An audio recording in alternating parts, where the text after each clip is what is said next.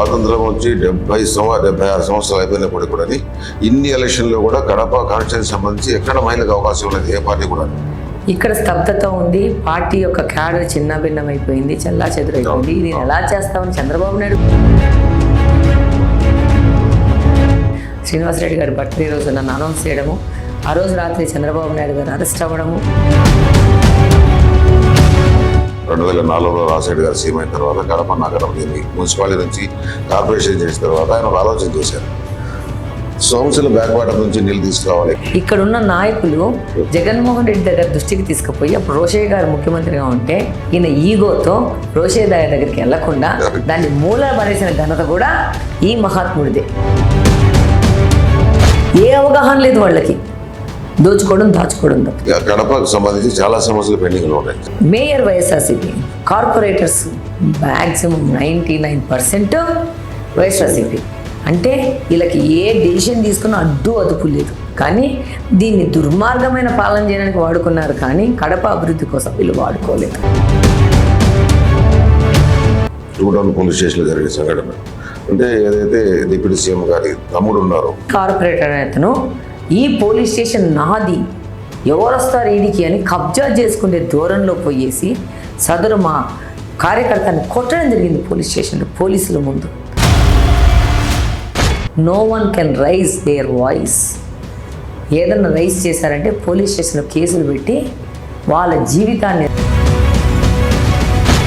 ఏదో చేస్తాడంట నన్ను. అంటే మొగోడంటే ఆడదాన్ని ఏదో చేసేస్తాడు. ఇతగాడికి అమ్మ లేదా, ఇతగాడికి భార్య లేదా, ఇతగాడికి కూతురు లేదా? ఫిజికల్గా అబ్యూస్ చేసి ఫిజికల్గా డ్యామేజ్ చేస్తేనే కాదు దిశా చట్టం పెట్టాల్సింది. మెంటల్గా అబ్యూస్ చేసి మెంటల్గా అసాల్ట్ చేసిన వాళ్ళ మీద దిశా చట్టం పెట్టాలా? ఒక ఉగ్రవాదిని నేను దాడి చేస్తాను, ఓ మెంటల్ ఫిజికల్ సైకోని నేను దాడి చేస్తానని ఈ ఎమ్మెల్యే, ఈయనకు ఒక మినిస్టర్ హోదా, ఈయన పబ్లిక్గా మీ దగ్గర ఇంటర్వ్యూలు ఉన్నాయి, ఈ బిట్తో పాటు ఆ బిట్టు కూడా వేయండి. నేను ఈ పని చేస్తాను మీ అమ్మను మా నాయన అనుకుంటూ మాట్లాడుకుంటూ మహిళ ముస్లిం మహిళను కూడా ఇదే మాట మాట్లాడినాడు.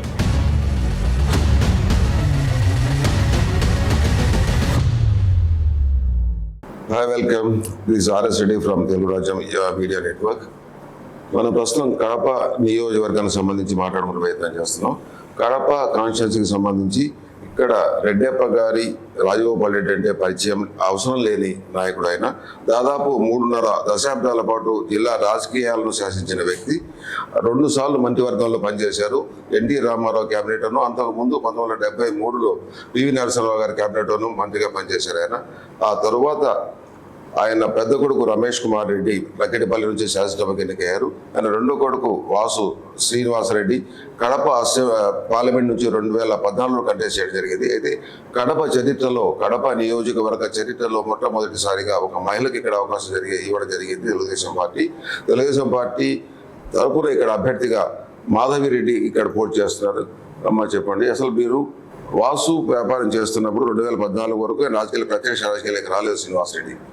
అయితే ఆయన 2014లో ఇక్కడ ఎంపీగా పోటీ చేసిన సమయంలో మీరు వ్యాపారం చూసుకునేవాళ్ళు. అంటే మీరు రాజకీయాలకి రావడానికి ఎలాగంటే ఇక్కడ పోటీ చేయడానికి దారితీసిన పరిస్థితులు ఏంటి, ఏ కారణంతో ఇక్కడికి వచ్చారు? అంటే ఆ దారితీసిన పరిస్థితులు కుటుంబ నేపథ్యం కానివ్వండి. ఎందుకంటే దాదాపు మొత్తం కలుపుకుంటే 47 సంవత్సరాలు ఈ కుటుంబ రాజకీయాల్లో ఉన్నది. అంటే ఏ విధంగా మీరు రాజకీయాలకు రావడం జరిగింది వ్యాపారం నుంచి? నమస్కారం అన్న. వాసు 14వ సంవత్సరంలో రాజకీయాల్లోకి వచ్చిన ప్రత్యక్ష రాజకీయాల్లో నా పెళ్ళైన రోజు నుంచి ఆయన పరోక్షంగా రాజకీయాల్లోనే ఉన్నారు. మామయ్య రాజకీయాల్లో ఉండడము, నా పెళ్ళైనాక రమేష్ అన్న మళ్ళీ యాక్టివ్ పాలిటిక్స్లో పాటుపడి ఉండము, వాళ్ళ వెనక వర్క్ చేస్తూ రాజకీయాల్లో ఉన్నారు వాసు. కాకపోతే డైరెక్ట్గా he is not a candidate. So వాళ్ళు ఉన్నారు కాబట్టి రాజకీయాల్లో వాసు కూడా కన్స్ట్రక్షన్ సైడ్ బిజినెస్ ఫోకస్ చేసేసి కన్స్ట్రక్షన్ సైడ్ మేము పని చేసుకుంటూ ఉన్నాము. మా ఆఫీస్ కడపలోను, హైదరాబాద్లోను, కర్నూలులోను చాలా చోట్ల ఉన్నాయి మాకు ఆఫీసులు. కానీ మామయ్య చనిపోయినాక అక్కడ వాళ్ళు మా పరిస్థితి ఏంటి అనే క్వశ్చన్ వస్తుంది. రేపు ఏంటి పెద్ద చనిపోయినాడు, మాకెవరు, మా లీడర్ ఎవరు, మాకెవరు తోడు, ఏదన్నా అవసరం వచ్చినా మేము ఎవరి దగ్గరికి పోవాలని. అప్పటికంటే ముందు రమేష్ అన్న కొంచెం పాలిటిక్స్ నుంచి డ్రాప్ అవుతానని చెప్పి కొంచెం అక్కడ ఇక్కడ మాట్లాడడం వల్ల నువ్వు పోటీ చేయి అనేసి ఒక డిస్కషన్ స్టార్ట్ అయింది 13లో నుంచి. అప్పటి నుంచే అప్పుడు చంద్రబాబు నాయుడు అంతకంటే ముందే ఒక మామయ్య చనిపోకముందే ఒకసారి మాకు చంద్రబాబు నాయుడు పంపించడము, రాజకీయాల్లో ఏమైనా ఇంట్రెస్ట్ ఉందా అని చెప్పి ఒకసారి కలవడము. అప్పుడు ఇంట్రెస్ట్ లేదు అని చెప్పేసి ఉన్నాడు, ఎందుకంటే బాబా మామయ్య ఉన్నారు కాబట్టి డిస్టర్బ్ చేయకూడదు అని చెప్పేసి. ఒక్కసారి మామయ్య చనిపోగానే మళ్ళీ చంద్రబాబు నాయుడు వాళ్ళు మళ్ళీ వచ్చి మనల్ని అప్రోచ్ అవ్వడము. ఆ విధంగా ఆయనకు చంద్రబాబు నాయుడు గారితో గంట మాట్లాడంగానే రాజంపేట టికెట్ కావాలని అడిగినారు. కానీ చంద్రబాబు నాయుడు గారే కడపలో పోటీ చేయి, నాకు ఇలాంటి యువకులు కావాలని చెప్పేసి సజెస్ట్ చేసి పంపించడం ద్వారా ఆ రోజు 2014 కడప పార్లమెంటు కంటెస్టెంట్గా పోటీ చేయడం జరిగింది. ఇప్పుడు నాది రాజకీయ ప్రస్తావన చూస్తే 14లో ఆయన యాక్టివ్ అయిపోయినప్పటి నుంచి ఆయన ఇక్కడ టైం ఎక్కువ ఇవ్వడంతో మాకు బిజినెస్ పరంగా అంటే మా పొట్టకొట్టి మేము సంపాదించుకోవాలా. ఇప్పుడు కడపలో చూస్తే రాజకీయాలంటే వ్యాపారం లెక్క అయిపోయింది. అట్లా కాదు, మా పొట్టకొట్ట మేము సంపాదించుకోవాలా, మా కుటుంబం మేము నడుపుకోవాలా.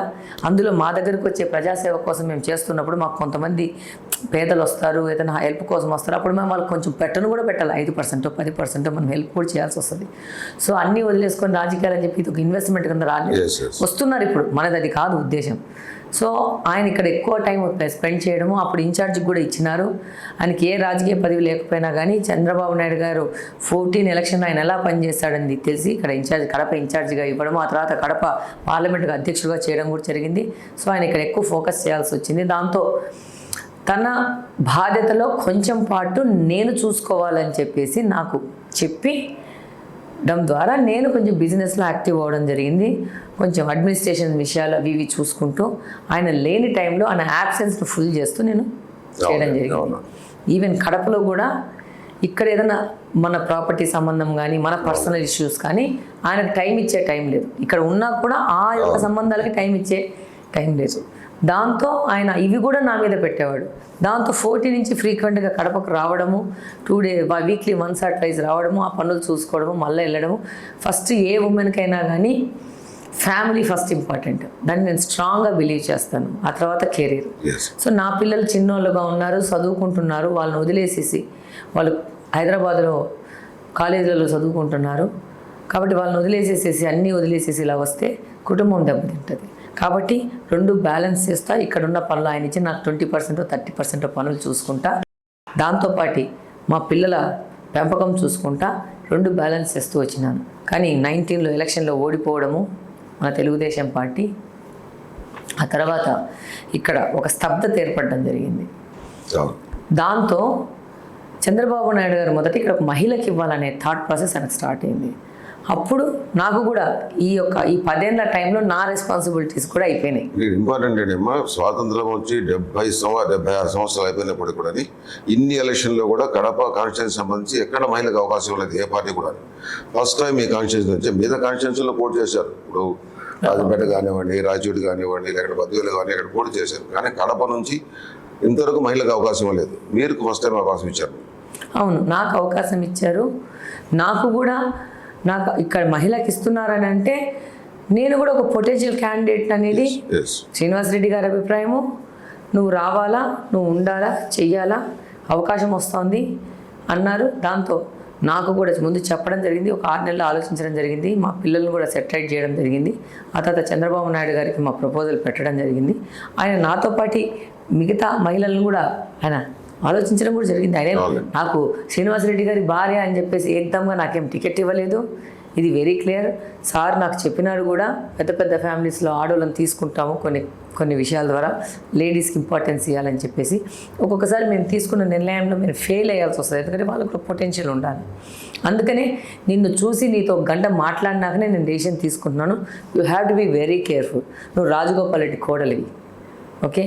శ్రీనివాసరెడ్డి నాకు అత్యంత ఆప్తుడు. ఏ రోజు కానీ నేను చెప్పిన ఏ మాటకు జవదాడు. ఆయనకు నచ్చకున్నా కూడా మీరు ఎట్ట చెప్తే అట్ట సార్ అని చెప్పేసి వెళ్ళిపోతాడు. సో కాబట్టి వాళ్ళిద్దరు లెగసీ క్యారీ చేస్తూ నువ్వు జాగ్రత్తగా ఉండాలని చెప్పి నాకు ఒక వార్నింగో, ఒక ఆత్మీయంగా, ఒక తండ్రి పొజిషన్లో చెప్పడం జరిగింది.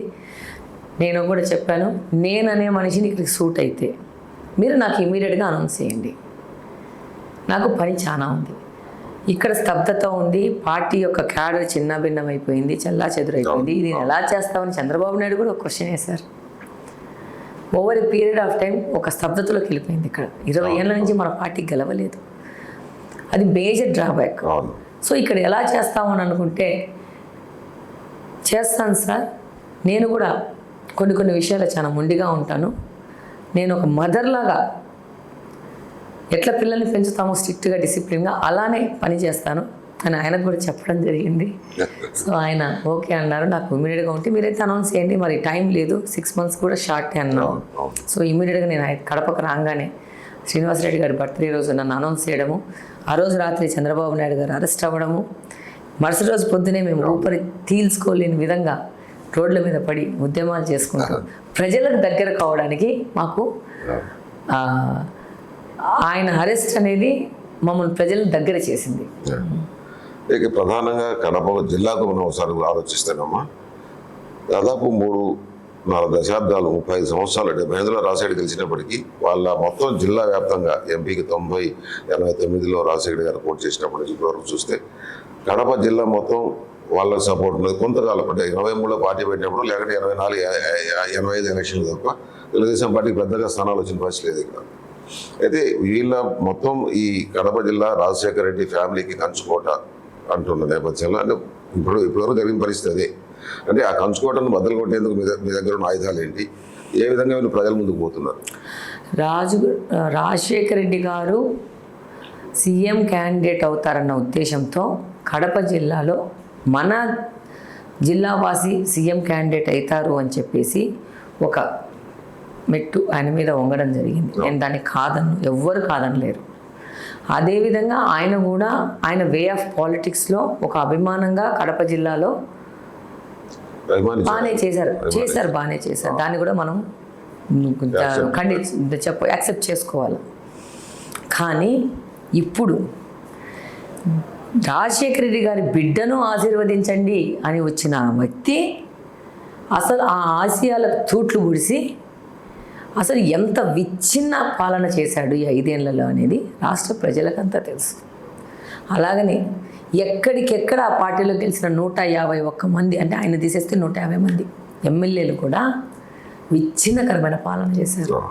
ఈరోజు ఎవరు జగన్మోహన్ రెడ్డి గారిని రాజశేఖర రెడ్డి వారసుడు అని ఒప్పుకునే పరిస్థితి లేదు. ఈయన కడపలో చెడబుట్టినాడనే వాదన ఎక్కువ ఉంది. నేను వింటున్నాను, నా అభిప్రాయం కాదు, ప్రజల అభిప్రాయం అది. సో ఆ పరిస్థితిలోకి తీసుకుపోయినాడు. ఈరోజు మీరు గమనిస్తే చిన్నది, ఇది సిల్లీగా ఉంటుంది. 14 ఎలక్షన్లో రాజశేఖర రెడ్డి గారి ఫ్రంట్ ఫేస్ బొమ్మ పెట్టుకున్నారు జగన్మోహన్ రెడ్డి గారు. ఆయనతో సేల్ తను మార్కెట్లోకి తీసుకుపోయినారు.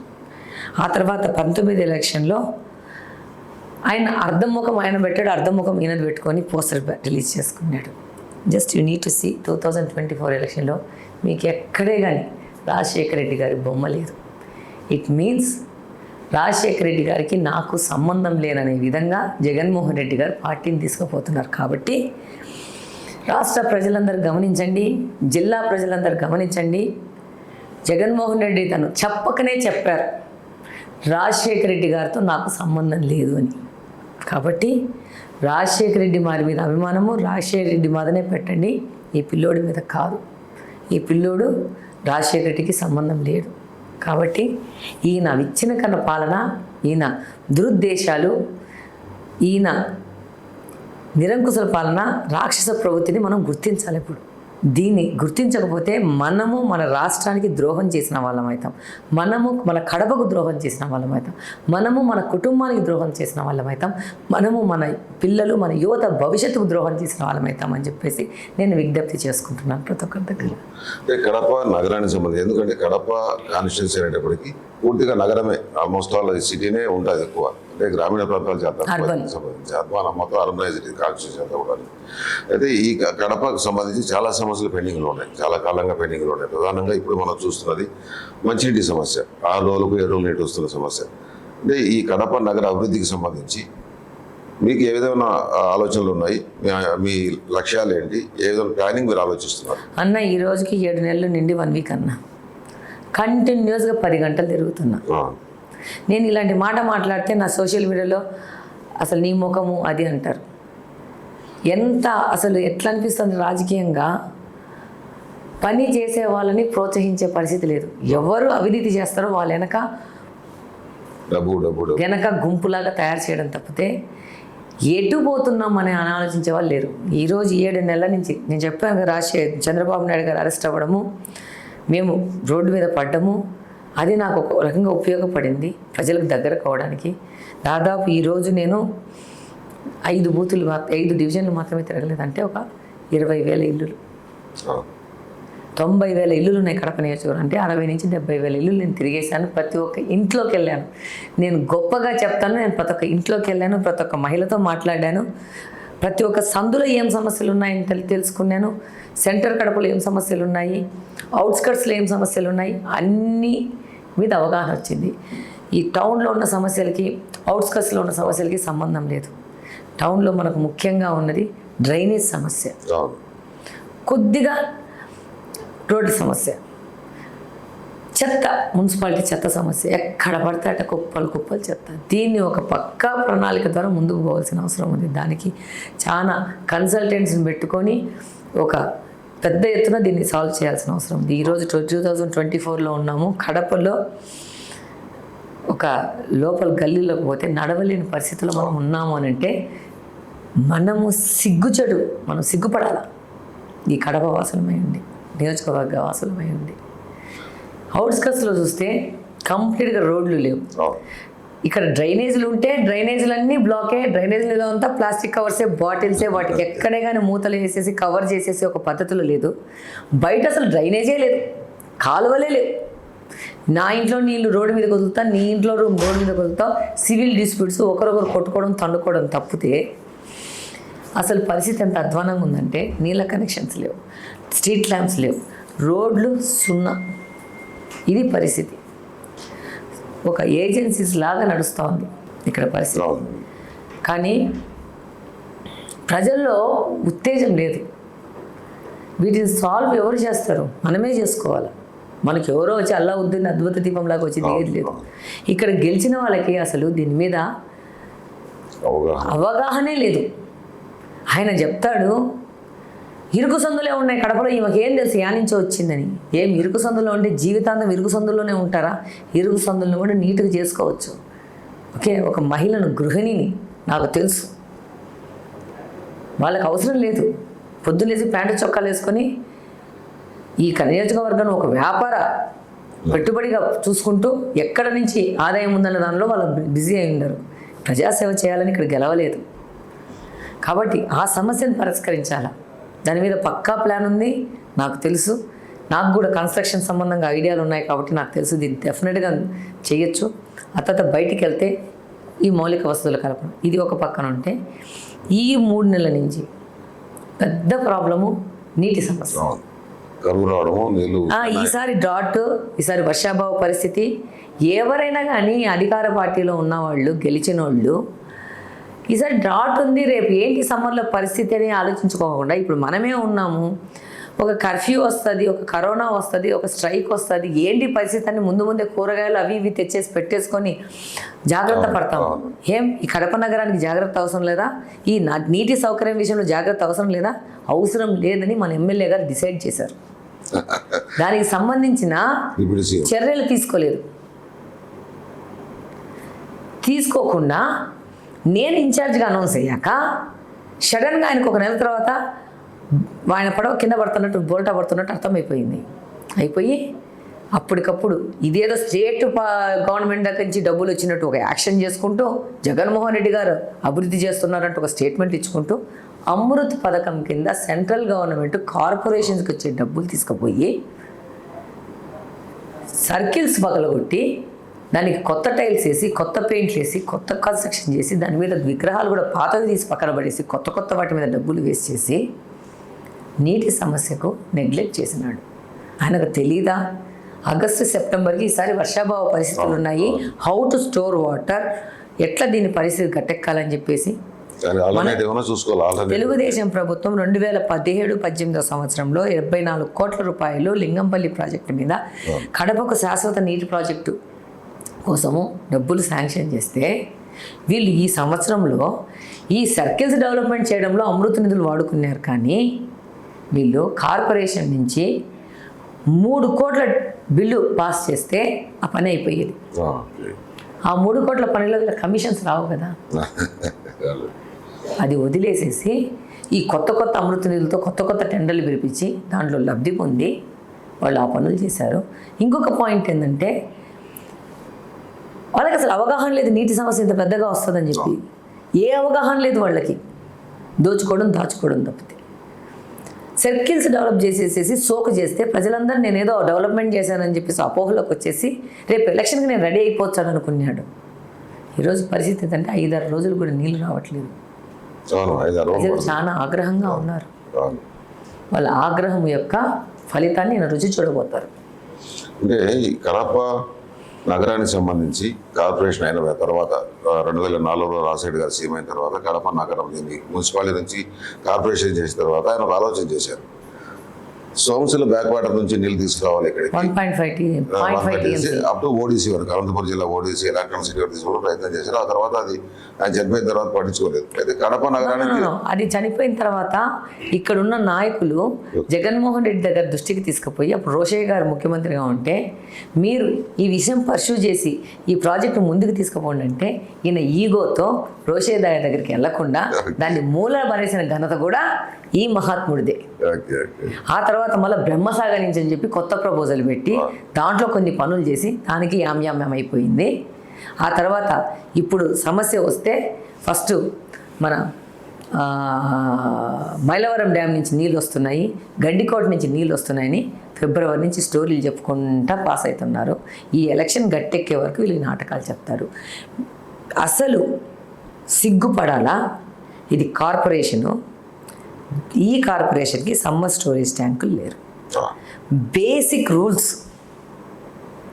నామ్స్ ఉంటాయి కార్పొరేషన్లో, ఈ ఫెసిలిటీస్ ఉండాలని, అవి కూడా ఫాలో కావట్లేదు. 560 కోట్ల సమ్మర్ స్టోరేజ్ ట్యాంక్కి గ్రాంట్ అయితే వాటిని పట్టించుకున్న నాదులు, ఎందుకంటే దానికి స్టేట్ గవర్నమెంట్ కూడా ఫండ్స్ ఇవ్వాలి, గ్రాంట్స్ ఇవ్వాల్సి వస్తుంది. ఇచ్చే పరిస్థితిలో ప్రభుత్వం లేదు, వీళ్ళు తెచ్చుకునే పరిస్థితులు వీళ్ళు లేరు, అసలు వీళ్ళకి దర్శనం ఇయ్యడైనా. సో ఎన్ని కారణాలు, వీళ్ళకి ఇవ్వట్లేదు కడప ప్రజల గురించి. ఆయన ఎట్లా దర్శనం ఇయ్యడు, మన చేతుల్లో ఏం లేదు కదా, సార్ ఎట్లా దర్శనం ఇయ్యాడు కదా, కాబట్టి మనం కూడా కమ్మున ఏసీలు వేసుకుని పండుకుందామని వీళ్ళ ఆలోచనలా. ఎవరన్నా పోయి సమస్యలు చెప్తే నా చేతుల్లో ఏముంది, ఎంపీ గారు అవినాష్ రెడ్డి గారి చేతుల్లో ఉందని తప్పించుకుపోవడం, ఏమీ చేయలే, శూన్యం. 5 ఏళ్ళు ఎంత గొప్ప పరిస్థితుల్లో కడప ఉండిండాలంటే ముఖ్యమంత్రి YSRCP, deputy CM YSRCP, MLA YSRCP, mayor YSRCP, corporators maximum 99% YSRCP. అంటే వీళ్ళకి ఏ డెసిషన్ తీసుకున్నా అడ్డు అదుపు లేదు. కానీ దీన్ని దుర్మార్గమైన పాలన చేయడానికి వాడుకున్నారు, కానీ కడప అభివృద్ధి కోసం వీళ్ళు వాడుకోలేదు. ప్రధానంగా ఒకసారి మనం కడప నగరానికి కొంచెం ఆలోచన చేస్తే 94లో అంటే 60 ఏళ్ళు స్వాతంత్రం వచ్చిన తర్వాత ఫస్ట్ 2 సందర్భాల్లో రామతోల గారు ఇక్కడ గెలిచారు ఎమ్మెల్యే గారు. ఫస్ట్ 62, 67 2 సార్లు. అయితే ఆ తర్వాత 1994లో ఇక్కడ ఖలీల్ బాషా గారు తెలుగుదేశం పార్టీ తరఫున పోటీ చేసి ఫస్ట్, ఆ తర్వాత దాదాపు 40 ఏళ్ళకి మైనార్టీలు కూడా వచ్చారు. అంటే ఈ 30 సంవత్సరాలుగా, దాదాపు 94 అంటే ఇప్పుడు 34 సంవత్సరాలుగా మైనార్టీలకే టికెట్ ఇస్తుంది అందరూ కూడా. ఎందుకంటే మైనార్టీ ఓట్ బ్యాంక్ ఎక్కువ ఇక్కడ ఉందన్న కారణంతో మైనార్టీలకే అన్ని పార్టీలు టికెట్ ఇచ్చే పరిస్థితి. కానీ ఈసారి మొట్టమొదటిసారిగా మీకు ఇచ్చే టికెట్ మీరు ప్రచారం చేస్తున్న సందర్భంలో ముస్లింలకు మైనార్టీలకు సంబంధించి, అంటే ఇట్లా సామాజిక పరమైన మతాల గురించి మాట్లాడలేదు, ఇక్కడ ఉన్న పరిస్థితుల నేపథ్యంలో అంటే ఈ మైనార్టీలను ఏ విధంగా మీరు మిమ్మల్ని ఆదరిస్తున్నారు, మైనార్టీలకు సంబంధించి మీరు ఏ విధంగా వర్కౌట్ చేస్తుంది సంబంధించి? నేను ఒక మహిళ అనేదే ఫస్ట్ వాళ్ళు ఆదరించడానికి ముఖ్య కారణం. నేను వాళ్ళతో వెళ్ళి పర్సనల్గా ఇంట్లోకి వెళ్ళి మాట్లాడతాను, వాళ్ళ లివింగ్ రూమ్లో కూర్చోగలుగుతాను, వాళ్ళని కూర్చోబెట్టుకుని వాళ్ళ సమస్యలు ఉంటే వాళ్ళ భుజం మీద తడతా నేను మాట్లాడగలుగుతాను. అర్థం చేసుకునేంత మనసు, హృదయం నాకుంది. వాళ్ళ సమస్యలు ఎలా పరిష్కరించాలనే విధంగా నాకు కూడా ఆలోచన ఉంది. డెఫినెట్గా వెళ్తాను. అదే వాళ్ళు కూడా ఆశించేది అదే. ఈరోజు వాళ్ళు అంటారు, అమ్మ आपको वोट डालेंगे, फिर आपको भी हम लोग आपके पास आए तो आपको भी हम लोगों को अंदर आना है. ఈరోజు ఎట్లుందంటే పరిస్థితి, వీళ్ళు చేసిన వీళ్ళ పరిపాలనతో ఎవరు వచ్చినా రాజకీయ నాయకుడు వీళ్ళ లెక్కనే దోచుకొని తింటారు, వీళ్ళు ఓట్లు వేసే వరకే వస్తారు, ఓట్లు వేసినాక మన పరిస్థితి బాగుండదని ఒక అపోహలో ఉన్నారు. అపోహ అంటే ఒక బ్యాడ్ ఒపీనియన్ ఆన్ పొలిటీషియన్స్. ఎవరు చూసినా అదే చెప్తారు. నేను అప్పుడు వాళ్ళకి చెప్తాను, నేను ఏ పరిస్థితిలో ఉన్నాను చెప్పమంటారా? నా దగ్గర నాకు డొమెస్టిక్ స్టాఫ్స్ పనిచేస్తున్నప్పుడు వాళ్ళు ఏదైనా సాయం కోసం పైసలు అడుగుతారు. చాలామంది వెనక్కి ఇచ్చేస్తారు. ఇట్లా మనం పైసలు ఇచ్చి కొంచెం 2 లక్షలు ఏదైనా అవసరంకి వచ్చేస్తారు, మళ్ళీ వాళ్ళు జీతాలలో పట్టుకుంటారు, ఏదో జరుగుతుంది మనకు రొటీన్గా. నేను ఈరోజు ఏ పరిస్థితిలో ఉన్నానంటే మన డొమెస్టిక్ హెల్పర్స్కి కొంచెం చేయి సాయం చేస్తుంటాం, ఏదైనా ఫైనాన్షియల్ సపోర్ట్, వాళ్ళు మళ్ళీ మనకు తిరిగి ఇస్తూ ఉంటారు. అది రొటీన్ ప్రతి ఒక్క ఇంట్లో జరుగుతూ ఉంటుంది. ఇంట్లో పనిచేసే వాళ్ళతో వాళ్ళు కొంతమంది ఎగ్గొట్టేసి వెళ్ళిపోతారు. రేపు ఇంకొకటి వచ్చి మనం అడిగినప్పుడు నేనేమంటున్నా, మీరందరూ మోసం చేస్తారు, మీరు అవకాశం వచ్చినప్పుడు అడుగుతారు, తర్వాత మోసం చేసి వెళ్ళిపోతారు. ఓకే, మీరు సాయం అడగరు, అప్పులాగా తీసుకొని నీవు తీసుకుంటావు, ఇస్తానమ్మా ఈ పని అయిపోయిన వెంటనే అంటావు, ఆ తర్వాత ఇవ్వరు, వెళ్ళిపోతారు. నేను ఇవ్వను, నేను ఎవరు, నేను నమ్మను అంటున్నాను. సేమ్ నేను ఇప్పుడు ఆ పొజిషన్లో ఉన్నాను. అర్థమైందా? వీళ్ళందరూ మోసం చేసిన దానికి ఇప్పుడు ప్రజలు ఈ విధమైన క్వశ్చన్స్ చేస్తుంటే 5 నిమిషాలు కాదు, 10 నిమిషాలు కాదు, 15 నిమిషాలు వాళ్ళని కన్విన్స్ చేసి, నేను అలాంటి దాన్ని కాదు, నేను కడప కోసం నిలబడతాను, కడప మహిళ కోసం నిలబడతాను, కడప ఫ్యూచర్ కోసం నిలబడతాను, కడపను అప్లిఫ్ట్ చేసి మిమ్మల్ని డెవలప్ చేసి మీతో పాటు నేను డెవలప్ అవుతాను. నేను కూడా ఈ కడప వాసినే. ఇది కడప డెవలప్ అయిందంటే ఇక్కడ ప్రాపర్టీ వాల్యూస్ పెరిగేసి దీని ఫేస్ వాల్యూ పెరిగిందంటే ఇక్కడున్న 4 లక్షల మంది జనాభాతో పాటు నేను కూడా ఉంటాను డెఫినెట్గా. అదే చెప్తాను. వాళ్ళు అంతా చెప్పి వాళ్ళని కన్విన్స్ చేసినాకనే నాకు నుంచి బయటకు వస్తాను. అది ప్రధానంగా ఇప్పుడు కడప గురించి మనం ఆలోచన చేసినప్పుడు ఇక్కడ నెలకొన్న పరిస్థితులు అంటే మీరు అన్నట్టు మొన్నటిదంగా తెలుగుదేశం పార్టీ స్తబ్దుగా ఉన్నది. అంటే తెలుగుదేశం నాయకులు ఫర్ ఎగ్జాంపుల్ కొంత అసంతులు ఉన్నాయని బయట ప్రచారం జరుగుతుంది. ఈ పార్టీ తెలుగుదేశం మంచి పార్టీ నాయకులు అసంతులు ఏదైతే ఉన్నారో వాళ్ళని ఏ విధంగా మీరు బుజ్జగించే ప్రయత్నం చేస్తున్నారు, లేకపోతే ఏ విధంగా పార్టీకి పనిచేసే విధంగా మీరు ప్రయత్నం చేస్తున్నారు? అసంతృప్తులు అంటే ఏం అసంతృప్తులు అండి, క్యాడర్ అంతా పార్టీకి పనిచేస్తున్నారు, ఎప్పుడు లేను ఇంత ఉత్సాహంగా పనిచేస్తున్నారు. ఈరోజు మాకు భవిష్యత్తు గ్యారంటీ ఇస్తే 175 కాన్స్టిట్యున్సీలలో మాది 34 ప్లేస్లో ఉంది. ఏ క్యాడర్ లేదు, ఏమీ లేదు అనుకున్నా 4 సంవత్సరాల నుంచి తెలుగుదేశం పార్టీ గెలవలేదు అనుకుంటున్న చోట మేము 34 పొజిషన్లో ఉన్నాం. కాబట్టి బయట ఒకరిద్దరు ఆస్పిరెంట్స్ ఆటోమేటిక్గా అసంతృప్తితో ఉంటారు. దాన్ని పెద్ద మైండ్ చేయాల్సిన అవసరం లేదు. మన ఎయిమ్ గోల్ మనకు తెలుసు, మన హార్డ్ వర్క్ మనకు తెలుసు, మన ఆనెస్టీ మనకు తెలుసు. మనం వర్క్ చేస్తూ పోతుంటే మన వర్కింగ్ మెథడ్, మన ఆనెస్టీ, మన హార్డ్ వర్క్ ప్రజలు కూడా గుర్తిస్తారు, కార్యకర్తలు గుర్తిస్తారు. She will work for us అనేది వాళ్ళు బిలీవ్ చేస్తారు. తప్పకుండా మన వర్క్ మాట్లాడాలి తప్పితే మన మాటలు కాదు. ఇంకా ఇవన్నీ మీడియా హైప్స్ గురించి మనం ఎక్కువ ఆలోచించుకుంటున్నామంటే మన వర్క్ దెబ్బతింటాం. కాబట్టి దాని గురించి ఆలోచించుకోకుండా గుర్రంలాగా పరిగెత్తుకుంటూ కష్టపడుతూ మనము దీన్ని ఎలా సాధించాలన్న దాని మీదనే నా ఫోకస్. అంతే. అంటే ఒక్క విషయం ఇక్కడ ప్రస్తావించాల్సిన అవసరం ఉందమ్మా. 20 రోజుల క్రితమో నెల రోజుల క్రితం అనుకుంటా టూటౌన్ పోలీస్ స్టేషన్లో జరిగిన సంఘటన. అంటే ఏదైతే డిప్యూటీ సీఎం గారి తమ్ముడు ఉన్నారో మీకు వాళ్ళకి మధ్య జరిగిన ఆ ఘర్షణ వాతావరణం కానీ ఏమివ్వండి, అంటే తను అలా మాట్లాడడానికి దారితీసిన పరిస్థితి ఏంటి? ఆ రోజు కూడా చాలామంది ఖండించారు అలా మాట్లాడకూడదని. కడపలో ఉన్నవాళ్ళు తను ఆ పరుషబోధ జాలం కానీ లేదంటే అసభ్యంగా మాట్లాడడం కానీ చేసుకుంటూనే ఉన్నారు. అంటే అలా మాట్లాడే దారితీసిన పరిస్థితి ఏంటి? దీన్ని ఏ విధంగా భవిష్యత్తులో కొంచెం ఎలక్షన్ వచ్చేటప్పటికి కొంచెం రెచ్చగొట్టి ఏమైనా జరిగే అవకాశాలు ఉన్నాయన్నది ఇక్కడ. అంటే ఏ విధంగా దీన్ని మీరు ఎదుర్కొనే పరిస్థితి ఉన్నది ఇక్కడ? ఏ విధంగా వాళ్ళకి సమాధానం చెప్తారు? అంటే మన జరిగిన సంఘటన పైన కూడా కొంత ఉన్న చర్చ 2 వైపులా చర్చ జరుగుతూ ఉంది. దీన్ని ఏ విధంగా అర్థం చేసుకుంటారు? యాక్చువల్గా ఆ సిచ్యువేషన్లో నేను లేను, ఆ ఎపిసోడ్లో నేను లేను. మా కార్యకర్త ఏదో సోషల్ మీడియాలో పోస్ట్ పెట్టారు.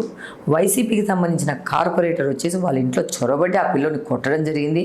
ఆ కొట్టే క్రమంలో ఈ పిల్లోడు ఒక కత్తెర తీసుకొని తాను ప్రొటెక్ట్ చేసుకోవడంలో సదరు కార్పొరేటర్ కొడుక్కి చిన్న గీత, ఈరోజు జగన్మోహన్ రెడ్డి గారికి ఎలా చిన్న గీత తగిలింది అలాంటి గీత తగిలింది అంతే. ఆ టైంకే వీళ్ళే ఫోన్ చేస్తే పోలీసులు రావడం జరిగింది. కొట్టించుకున్న మా కార్యకర్త వీళ్ళని తీసుకుపోవడం జరిగింది. తీసుకుపోయినాక ఈ కార్పొరేటర్ అతను ఈ పోలీస్ స్టేషన్ నాది, ఎవరు వస్తారు ఈడికి అని కబ్జా చేసుకునే దూరంలో పోయేసి సదరు మా కార్యకర్తని కొట్టడం జరిగింది పోలీస్ స్టేషన్లో, పోలీసుల ముందు. మాకు ఫోన్ రావడము, శ్రీనివాసరెడ్డి గారు ఇక్కడి నుంచి పోవడం, నేను ఇంట్లోనే ఉన్నాను, శ్రీనివాసరెడ్డి ఇక్కడి నుంచి పోవడము, ఆ పోలీస్ స్టేషన్కి వెళ్ళడము. శ్రీనివాసరెడ్డి గారు ఒకటే చెప్పారు, పోలీస్ స్టేషన్లో కొడుతున్నారు, ఈ అబ్బాయి గాయం చేశాడని ఈ అబ్బాయి మీద కంప్లైంట్ పెడుతున్నారు, కేసు రిజిస్టర్ చేస్తున్నారు కదా, అటు సైడ్ కూడా న్యాయం చేయండి, ఆ అబ్బాయిని మీ ముందే కొట్టారు, పోలీస్ స్టేషన్లో కూడా ప్రజలకు సేఫ్టీ లేదు, మీరు కంప్లైంట్ వాళ్ళ మీద రిజిస్టర్ చేయండి వన్ సైడెడ్గా వాళ్ళ మీద రిజిస్టర్ చేయకుండా ఈ అబ్బాయి మీద రిజిస్టర్ చేశారు. అప్పుడు పోలీసు వాళ్ళు వద్దు సార్, ఇక్కడ మీరు వచ్చినారు, ఉద్రిక్తత వస్తుంది, మీరు వెళ్ళి కూర్చొని అని చెప్పేసి మీరు వీడియోలు చూసింటారు. శ్రీనివాసరెడ్డి చక్కగా వచ్చేసి వాళ్ళ మాట విని కారులో కూర్చొని వేసేసి ఇంటికి వస్తే ఈ ఎమ్మెల్యే తమ్ముడు ఒక సంఘ విద్రోహ శక్తిలాగా, ఒక గ్యాంగ్స్టర్ లాగా పోయి పోలీస్ స్టేషన్ కబ్జా చేసేసుకొని పోలీస్ స్టేషన్ బయట నా ఇంటికి ద్వారకా నగర్కి వచ్చి దాడి చేస్తాడంట, ఫ్రాక్షన్ చేస్తాడంట, వాళ్ళు ఫ్రాక్షన్ చేసేవాళ్ళంట, నిమిషాలు చిటికలేస్తే వచ్చి దూరిపోతారంట అని ధమకా ఇస్తున్నాడు మీడియా ముందు, పబ్లిక్ ముందు. ఆ తర్వాత లోపల పోయి మా కార్యకర్తను కొట్టాడు, స్టేషన్లో అరీఫ్ ఖాన్ కొట్టాడు, కొట్టితే పోలీసుల ముందు కొడితే న్యాయం లేదు. ఇది పరిస్థితి కడపలో.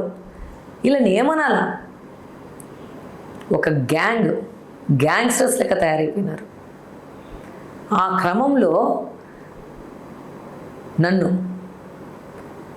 మెంటల్ అబ్యూస్ చేస్తానని చెప్పి మాట్లాడాడు, అసాల్ట్ చేస్తానని మాట్లాడాడు, నన్ను ఫిజికల్ అబ్యూస్ చేస్తూ మెంటల్ అబ్యూస్ చేస్తూ మాట్లాడినాడు. నేను లేను ఆ సిచ్యువేషన్లో. ఎందుకు వచ్చింది ఆయనకంత అంటే వాళ్ళ పడవ బోల్తా పడతా ఉంది, మాకు ఇక్కడ కేక్ వాక్, మాకు అసలు ప్రతిపక్షం లేదు, మేము చిటికేస్తే నిలబడాలా, చిటికేస్తే కూర్చోవాలా, no one can raise their voice. ఏదన్నా రైజ్ చేశారంటే పోలీస్ స్టేషన్లో కేసులు పెట్టి వాళ్ళ జీవితాన్ని నాశనం చేయగలుగుతాం మేము, ఫైనాన్షియల్లీ, మెంటల్లీ, సోషల్లీ. ఈ ప్రాసెస్లో 5 ఏళ్ళ నుంచి నడిపినారు. ఈ 3 నెలల్లో ఆ పరిస్థితి తారుమారవుతూ నెంబర్స్ చేంజ్ అవ్వడం మొదలుపెట్టింది. ప్రజలు నన్ను యాక్సెప్ట్ చేయడం మొదలుపెట్టారు. అది తట్టుకోలేక ఆ యొక్క వాళ్ళ మెంటల్ స్టేటస్ ఆ విధమైన మాటలు మాట్లాడిచ్చింది. మనం ఏం ప్రలోభ పెట్టాల్సిన అవసరం లేదు, వాళ్ళలో భయం మాట్లాడిచ్చింది. వాళ్ళ mental condition, frustration, mental condition సొసైటీలో ఉండి వాళ్ళు ఎలా చూస్తున్నారు, ఒక ఉమెన్ని ఏ విధంగా వాళ్ళు చూస్తున్నారు అనే దానికి ఆ పోలీస్ స్టేషన్లో జరిగిన సంఘటన ఉదాహరణ. ఇంకా వాళ్ళ గురించి ఎక్కువ ఆలోచించాల్సిన అవసరం లేదు. అంత పబ్లిక్గా మాట్లాడినాడంటే నేను నా మనసులో ఏమనిపిస్తుంది తెలుసా, ఫిజికల్గా అబ్యూస్ చేసి ఫిజికల్గా డ్యామేజ్ చేస్తేనే కాదు దిశా చట్టం పెట్టాల్సింది, మెంటల్గా అబ్యూస్ చేసి మెంటల్గా అసాల్ట్ చేసిన వాళ్ళ మీద దిశా చట్టం పెట్టాలా. ఎవరిచ్చినారు వీళ్ళకి అధికారము, నన్ను మాట్లాడే అధికారము ఎవరిచ్చారు? ఏదో చేస్తాడంట నన్ను, అంటే మొగోడు అంటే ఆడదాన్ని ఏదో చేసేస్తాడు, ఆడదాని క్యారెక్టర్ నాశనం చేసేస్తాడు అన్నే చూపిస్తాడా? ఇతగాడికి అమ్మ లేదా, ఇతగాడికి భార్య లేదా, ఇతగాడికి కూతురు లేదా? అండ్ టాప్ ఆఫ్ దట్ ఆ తర్వాత ఏదో టీవీ వెళ్ళేసి ఈ ఎమ్మెల్యేని పోయి అలా మాట్లాడడం తప్పు కదా అని మాట్లాడితే ఎందుకు మాట్లాడతాడు. నా క్యాడర్ నిస్పృహలో ఉంది. So we want to activate our cadre, అందుకని మాట్లాడతాడంట. ఈ ఎమ్మెల్యే, ఈయనకు ఒక మినిస్టర్ హోదా, ఈయన పబ్లిక్గా మీ దగ్గర ఇంటర్వ్యూలు ఉన్నాయి, ఈ బిట్తో పాటు ఆ బిట్టు కూడా వేయండి, మాట్లాడతాడు. ఈయన బాధ్యతాయుతమైన రాజ్యాంగ పదవిలో ఉన్న మనిషి మాట్లాడాల్సిన మాటల ఫస్ట్ క్షమాపణ చెప్పిండాలా, మినిస్టర్ నాకు సమాపణ చెప్పిండాలా, అది చెప్పకుండా మాట్లాడతాడని తమ్ముడి మాట చేస్తున్నాడంటే ప్రజలందరూ గమనిస్తారు, ప్రతి ఒక్క మహిళ గమనిస్తుంది. ఇది నాకు జరిగిన అవమానం అని అనుకుంటారు, నాకు జరిగిన అవమానము, ఇది మహిళా జాతికి జరిగిన అవమానం. గమనించుకోవాలా. ఇందులో 1 నెల తర్వాత వాళ్ళ పార్టీకి సంబంధించిన టీటీడీ బోర్డు మెంబర్ ఒక ఆయన కూర్చోబెట్టేసి దాన్ని మతాలకు రుద్దుతున్నారు. ఇక్కడ మహిళ మీద దాడి చేస్తానన్నాడు. ఇక్కడ ముస్లిం మహిళ, హిందూ మహిళ అని చెప్పాల, మహిళ అది ఏ మహిళ అయినా కూడా దాడి చేస్తాను నేను ఒక ఉగ్రవాదిని, నేను దాడి చేస్తాను, ఓ మెంటల్ ఫిజికల్ సైకోని నేను దాడి చేస్తానని ఎమ్మెల్యే తమ్ముడు చెప్పినాడు ఆ మాట. నిన్న నేను 40 డివిజన్కి పోయినాను, పేర్లు అక్కర్లేదు. ఇదే మాటలో ఇంకొక ముస్లిం మహిళను మాట్లాడాడంట. ఏదో ఫైనాన్షియల్ డిస్ప్యూట్ ఉంది వాళ్ళకు. ఆ మనీ వాళ్ళు దాడి చేసి తీసుకోవడం జరిగింది. ఆ దాడి చేసుకున్న క్రమంలో సదరు మహిళ కొడుకుతో నేను ఈ పని చేస్తాను మీ అమ్మను మా నాయన అనుకుంటూ మాట్లాడుకుంటూ ముస్లిం మహిళను కూడా ఇదే మాట మాట్లాడినాడు. నన్ను మాట్లాడారనేది పబ్లిక్ కాకుండా ఎంతోమంది మహిళని ఈ విధమైన లాంగ్వేజ్తోనే వాళ్ళు మాట్లాడారు. ఇది కడప పరిస్థితి, నోటబుల్ పాయింట్ ఇది. ఈ పరిస్థితిని మార్చాల్సిన అవసరం మనకుంది, ప్రతి ఒక్క పౌరుడికి ఉంది. ఇది కరెక్ట్ కాదు, దీన్ని మనం ఎంకరేజ్ చేయకూడదు.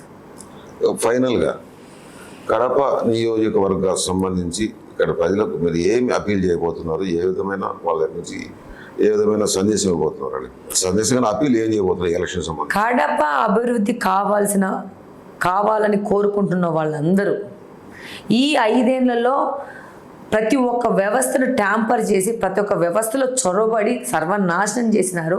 దీని నుంచి మన కడపను మనం రక్షించుకోవాలంటే ఒక శాంతియుతమైన స్వేచ్ఛ వాతావరణంలో మనందరం స్వేచ్ఛగా బతకాల, మన మీద ఏ విధమైన దాడులు దౌర్జన్యాలు జరగకుండా ఉండాలి అని అంటే మీరందరూ తెలుగుదేశం పార్టీకి మీ మాధవమ్మకు ఓటేయాలని కోరుకుంటాను.